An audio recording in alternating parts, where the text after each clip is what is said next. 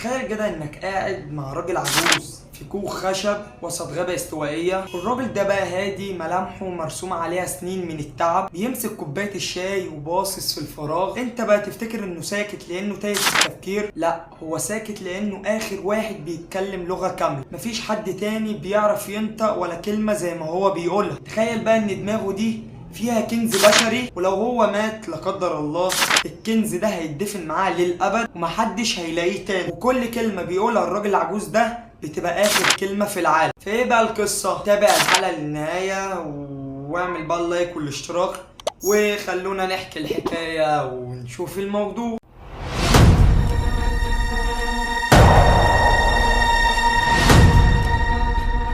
السلام عليكم ورحمة الله وبركاته. أهلا بكم في حلقة جديدة من برنامج العبقري. اللي الناس ما تعرفوش يا صديقي إن العالم فيه حوالي 7000 لغة، لكن الغريب بقى إن نصهم في خطر. يعني كل أسبوع لغة بتموت، والموضوع مش بيحصل بعيد عننا. ممكن تكون لغة شعب في أفريقيا، جزر في المحيط الهادي، أو حتى قبيلة في أمريكا الجنوبية. تخيل كده إن كل أسبوع صفحة كاملة من كتاب التاريخ بتتحرق واحنا ولا هنا. زمان في المكسيك كان في ست عجوزة اسمها بوما.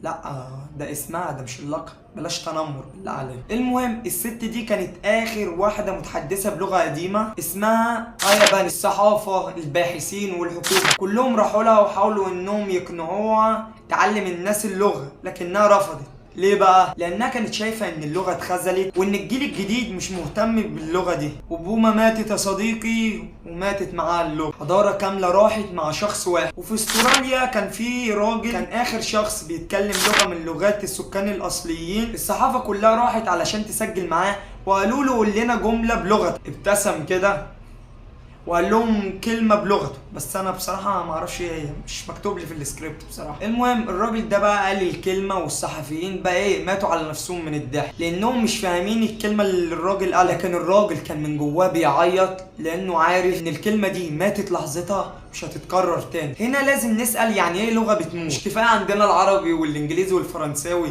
كمان عايزين تزودوا علينا لغات تانية؟ يابا الموضوع اكبر من كده، اهدى بس. اللغه مش مجرد اصوات، اللغه طريقه تفكير. اللغه بتحمل معاني مش بتترجم، زي كلمه الونس بالعربي لو حاولت تترجمها للانجليزي هتدي نفس الاحساس. فلما لغه بتموت احنا مش بنخسر كلمات، احنا بنخسر منظور كامل للحياه. تخيل معايا كده يا صديقي، تخيل يعني انك صحيت من النوم بكره لقيت نفسك الوحيد اللي بتتكلم باللغه العربيه. قول لي بقى هتنزل تطلب كشري ازاي؟ ما انت الوحيد اللي بتتكلم اللغه العربيه. ازاي هتحكي مع ابوك وامك بلغه تانية؟ انت هتحس انك غريب في العالم بتاعك. وده بقى بيبقى احساس اي اخر شخص بيتكلم لغه في الكون. العلماء بصراحه ما قصروش، حاولوا ينقذوا الموقف، يجمعوا بقى تسجيلات صوتيه، يكتبوا كمان معجم للغات المهدده، كمان في مدارس بتعلم الاطفال لغات جدد. لكن المشكله اللغه مش بس حروف، اللغه روح. وزي ما قلت لك، لما امك تقول لك يا حبيبي وتحسها طالعه من قلبها، هل بقى الترجمه الآلية هتديك نفس الدفء؟